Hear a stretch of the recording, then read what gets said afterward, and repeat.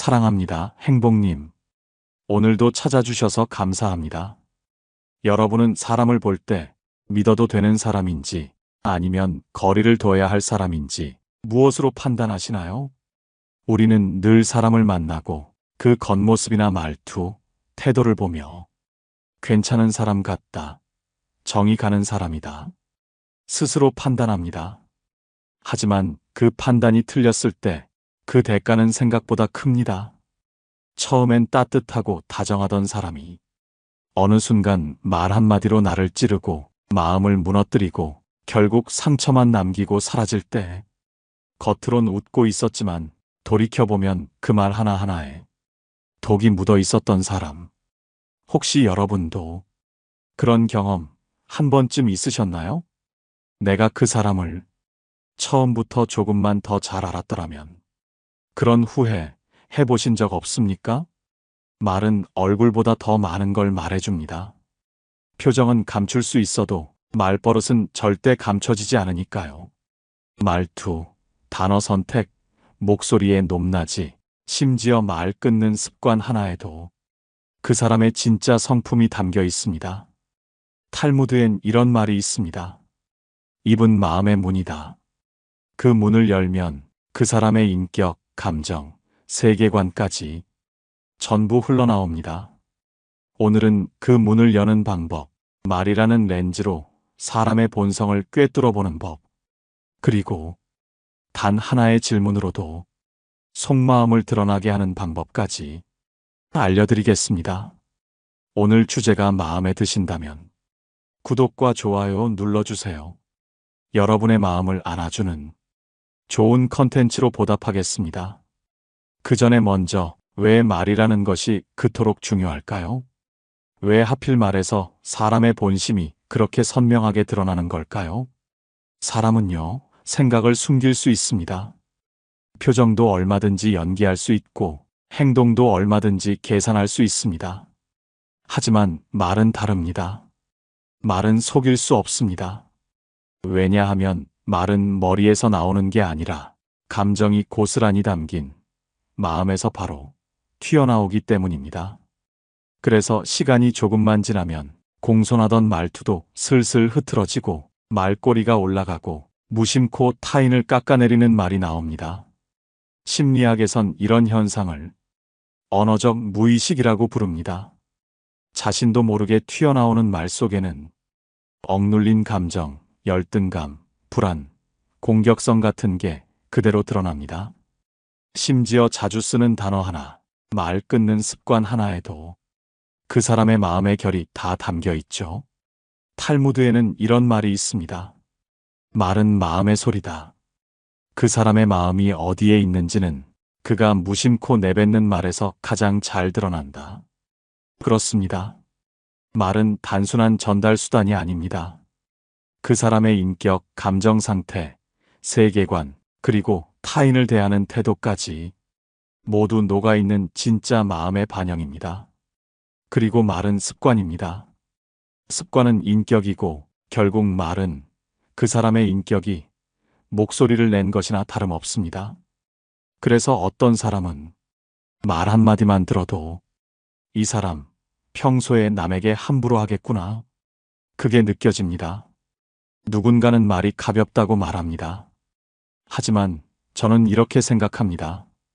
가벼운 말이 쌓이면 결국 무거운 관계를 무너뜨립니다. 말은 흘러가는 게 아니라 사람의 마음 속에 콕 박혀서 오래 남습니다. 이제부터는 말 속에 숨어 있는 본성의 신호 7가지를 하나씩 짚어보겠습니다.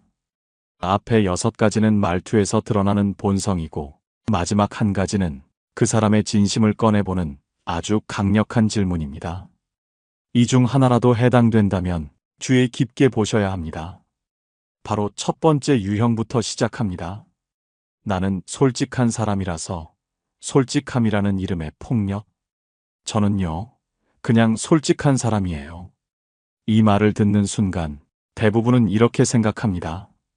그래, 거짓말하는 사람보단 낫지. 하지만 문제는 그 다음에 나오는 말입니다.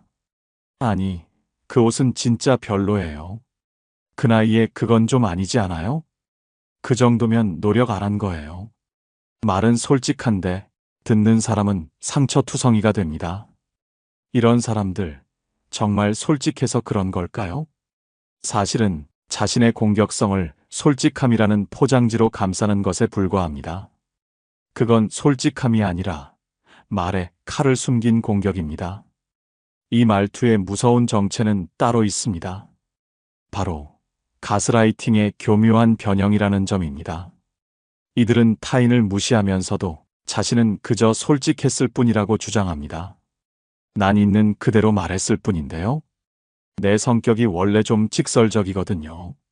말은 그렇게 하지만 결과는 남의 마음을 짓밟아 놓고 정작 자신은 단 하나도 죄책감 없이 웃고 있다는 것.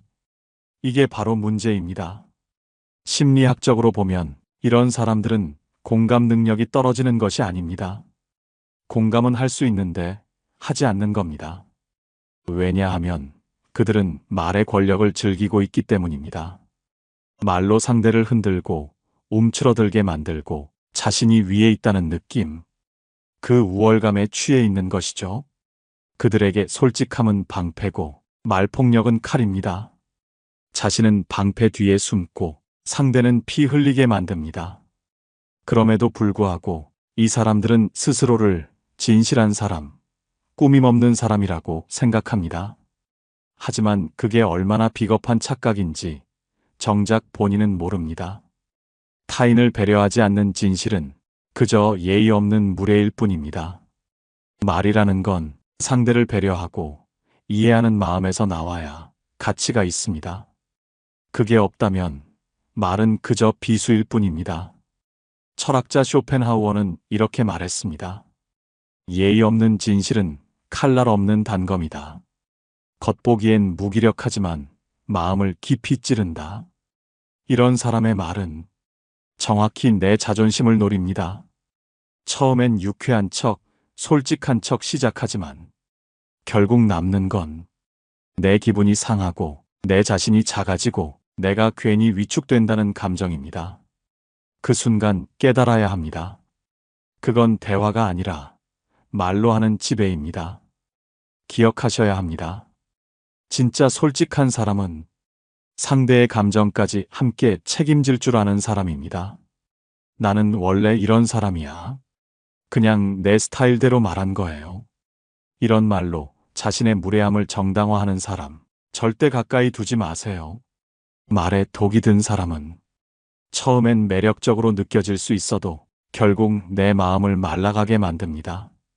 솔직한 척하는 사람에게 내 감정을 맡기지 마세요. 그들은 당신의 상처에는 관심이 없습니다. 오직 자신의 만족만을 위해 말합니다. 두 번째 유형. 걔는 좀 별로야. 끊임없이 평가하며 타인을 깎아내리는 사람들. 걘 좀 별로야. 쟤는 내가 딱 보니까 사람 됨됨이가 좀 그래. 하긴 뭐 제 스타일이 그렇지. 내가 예전부터 봤거든. 이런 말투 한 번쯤 들어보신 적이 있으시죠? 이들은 대화를 나눈다기보다 늘 평가하고 판단하고 분석하려 듭니다. 마치 자기가 사람 감별사라도 되는 양, 다른 사람에 대해 끊임없이 해석하고 단정짓고 깎아내립니다. 문제는 이런 사람은 단 한 명도 빠짐없이 자신은 절대 평가받고 싶어 하지 않는다는 점입니다. 남에겐 독서를 날리면서도 자기 얘기 조금만 꺼내면 예민해지고 급격히 방어적이 됩니다. 왜일까요? 심리학적으로 보면 이런 사람은 자기 자신에 대한 불안이 큰 사람들입니다. 자기 가치를 스스로 확신하지 못하기 때문에 남을 끌어내려야만 자신이 올라간 것처럼 느끼는 심리를 갖고 있습니다. 즉, 비난은 그 사람의 방어이자 생존 방식입니다. 남을 깎아내리는 말 속에는 나는 너보다 더 괜찮아라는 절박한 자기 확신의 욕구가 숨어 있습니다. 또 한 가지 특징이 있습니다. 이들은 자기가 한 평가를 사실처럼 말합니다. 걔 좀 이상하지 않아? 쟤는 내가 봤을 땐 이기적인 사람이야. 이건 사실이 아니라 감정입니다. 그런데 그걸 객관적인 진실처럼 포장해서 말하는 거죠. 그 순간 듣는 사람은 묘하게 휘둘립니다. 나만 이상하게 느낀 게 아니었네. 그 사람 진짜 그런가 보다. 그렇게 말 한마디로 사람 평판이 무너집니다. 철학자 파스칼은 말했습니다. 사람은 생각하는 갈대다. 그러나 그 생각이 타인을 향한 칼이 될 때 그 갈대는 더 이상 연약하지 않다. 항상 남을 평가하는 말은 결국 그 사람의 내면을 보여줍니다. 겉으로는 분석가처럼 굴지만 속으로는 불안, 비교, 열등감이 뒤엉켜 있는 상태인 겁니다. 이런 사람과 자주 어울리면 어떻게 될까요? 처음엔 흥미롭습니다. 와, 어떻게 저렇게 사람을 잘 보지? 하지만 점점 불편해집니다. 왜냐하면 언젠가 그 평가의 칼끝이 내게도 돌아올 거라는 걸 마음속 어딘가에서 이미 알고 있기 때문입니다. 말이라는 건 자기 자신을 보여주는 거울입니다. 타인을 향한 말 속에 그 사람의 성격, 세계관, 인격이 전부 담겨 있습니다. 항상 남을 평가하는 사람은 결국 자신에겐 냉정하고 타인에겐 무정한 사람입니다. 기억하세요. 누구를 평가하기 전에 그 사람이 어떤 말을 자주 하는지를 먼저 들으세요. 걘 좀 별로야. 쟤는 내가 봤을 때 틀렸어. 이런 말이 습관처럼 입에 붙은 사람. 그 사람은 지금 자기 인생에 만족하지 못하고 있다는 증거입니다. 그 사람의 말은 타인을 말하는 게 아니라 자기 내면을 고백하는 중일지도 모릅니다. 세 번째 유형. 나는 그래서 그렇게 안 해. 은근히 비교하며 상대를 깎아내리는 말투. 그런 상황이면 나는 절대 그렇게 안 해. 난 그때 딱 끊었지. 그렇게 질질 끌다 손해보는 사람들 이해 안 가더라고. 에이, 나 같으면 그딴 일은 애초에 만들지도 않았어. 한 번쯤 이런 말 들어보신 적 있으시죠? 처음엔 조언 같아 보입니다. 근데 이상하게 기분이 상합니다. 왜일까요? 이 말의 핵심은 은근한 비교에 있습니다. 직접적으로 비난하는 것도 아니고 차라리 대놓고 욕을 하면 나았을 텐데 자신을 끌어올리면서 조용히 상대를 깎아내리는 말투입니다. 나는 안 그래. 나는 다르게 했어. 나는 잘했어. 이 말이 반복되면 듣는 사람은 점점 작아지고 위축됩니다. 결국 상대는 조언하는 척하며 우월감 느끼는 중이고 우리는 가르침받는 척하며 자존감 깎이는 중이 되는 겁니다. 심리학에서는 이런 말투를 우회적 비난이라고 부릅니다. 공격은 직접적으로 하지 않되 자신의 우월함을 통해 상대가 열등감을 느끼게 만드는 대화 방식. 이런 사람들은 겉으로는 합리적이고 조용하지만 사실은 그 누구보다 타인 위에 서고 싶은 욕구가 강합니다. 더 무서운 건 이 말이 대화의 흐름을 끊는다는 점입니다. 상대가 무언가를 털어놓거나 자신의 힘든 경험을 말하려 할 때 이런 말이 돌아옵니다. 그래서 나는 그때 딱 정리했어. 나는 그래서 그런 사람은 애초에 안 만나. 나는 거기서 이미 빠졌지. 그 순간 상대는 더 이상 말하고 싶지 않게 됩니다. 자기 이야기가 하찮은 실수처럼 들리고 괜히 창피해지니까요. 이런 말투의 본질은 단 하나입니다. 나는 너보다 낫다는 메시지. 그리고 이건 조용히 사람을 무너뜨리는 방식입니다. 철학자 몽테뉴는 이런 말을 남겼습니다. 남과 나를 비교하며 우월함을 논하는 자는 언제나 타인의 실패 속에서만 기쁨을 찾는다. 이런 말, 처음에는 티 안 납니다. 오히려 조언처럼 들립니다. 근데 자꾸 듣다 보면 이상하게 내가 부족해 보이고 왜 난 이렇게밖에 못했지 하는 자책이 남습니다. 기억하세요. 상대가 힘들다고 말할 때 자신을 끌어올리는 말을 하는 사람. 그 사람은 위로하는 척하면서 속으론 자신의 우월감을 확인받고 있는 중입니다. 나는 그래서 그렇게 안 해. 이 말은 사실 넌 그래서 못한 거야 라는 말과 다르지 않습니다. 이런 말투가 입에 붙은 사람과는 조언도 대화도 위로도 제대로 오가지 않습니다. 그 사람은 애초에 내 이야기를 들을 마음이 없는 사람입니다. 네 번째 유형. 아, 나도 그랬어. 항상 자기 얘기만 하는 사람의 본성. 어제 병원 갔는데 검사 결과가 좀 안 좋더라고요. 어머, 진짜? 아, 나도 한때 위염 때문에 고생 엄청 했잖아. 그때 내가 어떻게 했는 줄 알아? 약도 안 듣고. 말 꺼낸 사람은 지금 병원 얘기 중인데 상대는 벌써 자기 얘기 풀고 있습니다. 이게 바로 남의 얘기를 빌려 자기 무대 만드는 사람의 특징입니다. 이들은 남의 이야기를 듣는 것처럼 하면서 실은 기다리고 있죠. 내 차례가 오길. 아, 나도 그런 일이 있었어. 어머, 나도 그 기분 알아? 나도 예전에 똑같은 일 겪었잖아. 근데 잘 보면 그 나도는 위로가 아니라 탈취입니다. 상대의 이야기를 뺏어가고 화제의 중심을 자기 쪽으로 돌리는 행동. 심리학에서는 이런 사람을 대화 강탈자라고 부릅니다. 표면적으로는 공감하는 척하지만 실제로는 타인의 감정에 관심이 없습니다.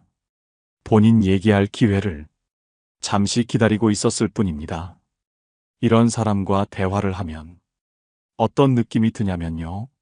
말은 하는데 위로받는 느낌은 전혀 없습니다.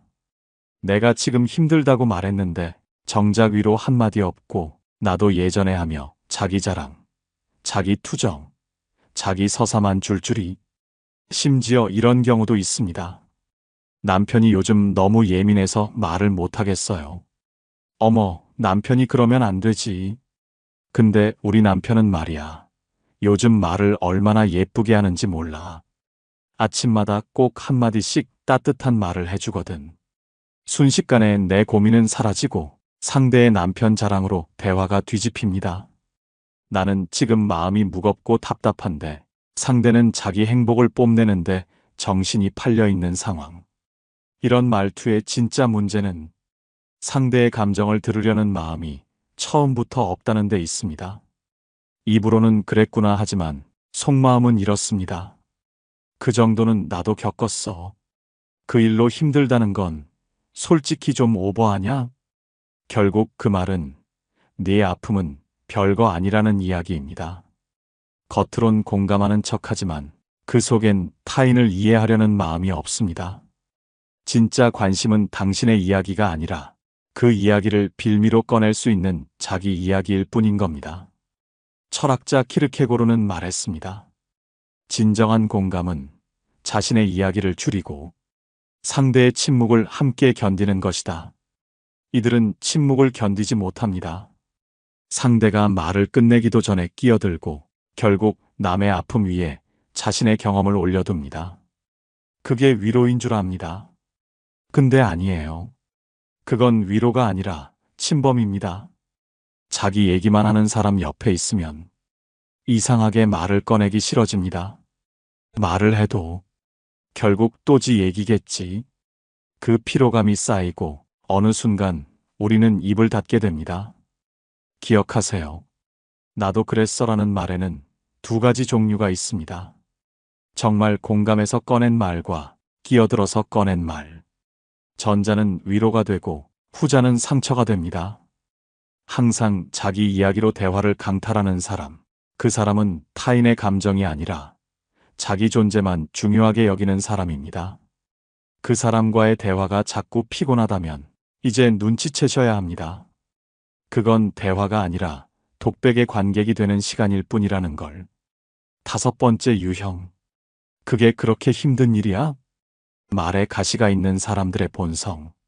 아이고, 그 정도 일로 힘들다 하면 안 되지. 나는 그런 건 하루 만에 해냈어. 요즘 사람들은 왜 이렇게 유난이야? 들어보셨나요? 말투는 조용한데 듣고 나면 마음이 서늘해지는 말. 이 사람들의 특징은 한 가지입니다. 말끝마다 가시가 박혀 있다는 것. 표면상으론 조언처럼 들립니다. 하지만 실제로는 상대의 감정을 깎아내리고 무력감을 심어주는 공격입니다. 그게 그렇게 힘든 일이야? 이 말 한마디에는 공감이 없습니다. 이해도 없습니다. 단지 난 너보다 낫다는 선언만 있을 뿐입니다. 심리학에서는 이런 말투를 공격적 방어라고 부릅니다. 자신이 감정에 서툴거나 타인의 약함을 인정하지 못할 때 오히려 강한 말로 상대를 눌러버리는 심리 기제입니다. 그 정도도 못해? 나는 다 해냈는데. 그게 뭐 어렵다고 그래? 이런 말들은 겉보기엔 경험을 나누는 듯 하지만 실제로는 무시입니다. 넌 왜 그것도 못하니? 난 너보다 나아. 이걸 돌려 말하고 있는 겁니다. 철학자 쇼펜하우어는 이렇게 말했습니다.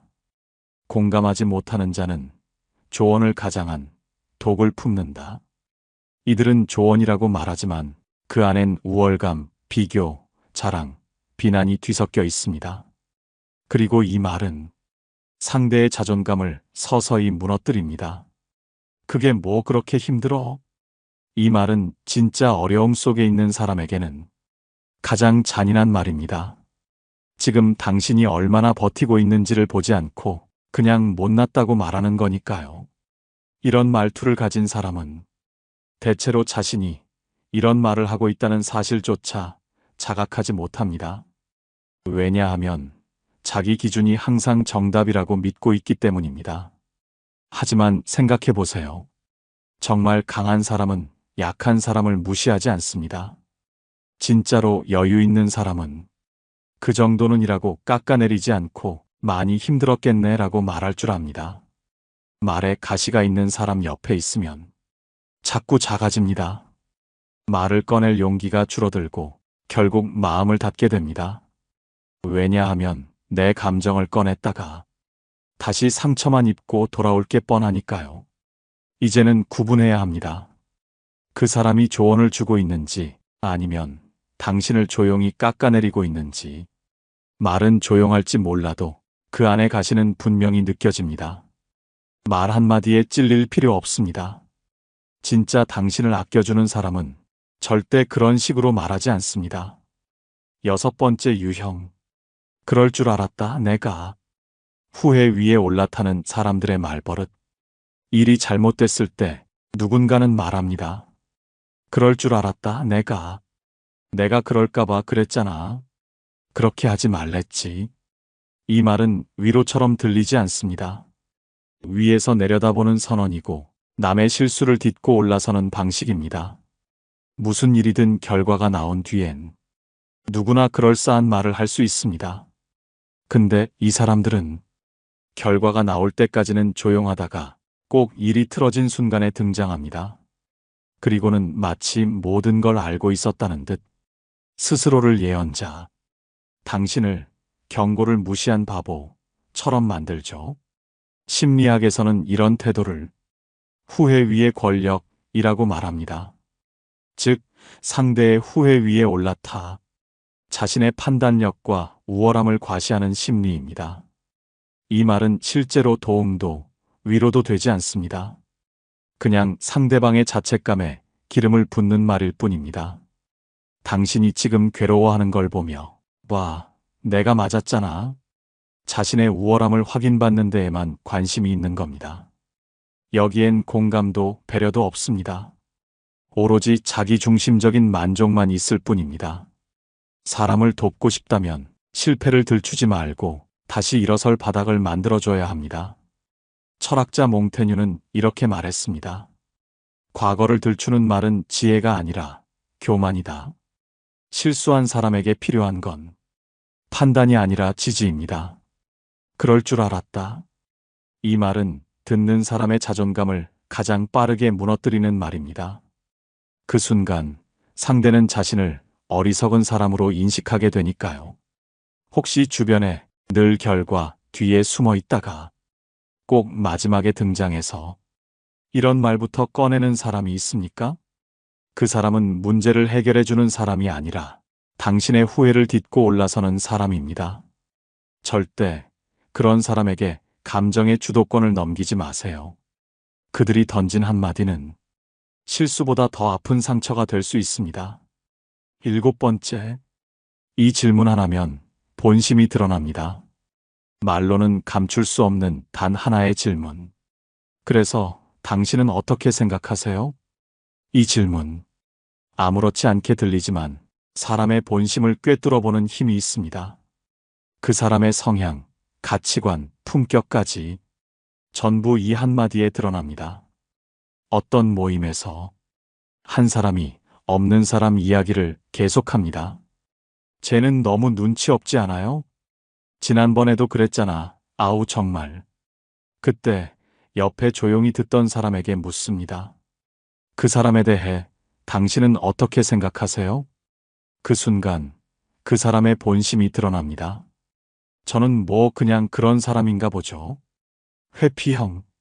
책임지기 싫고 자기 생각 없이 흐름만 따르는 사람입니다. 저는 좀 안타깝더라고요. 그 사람 상황이 힘들었던 것 같아서. 공감형.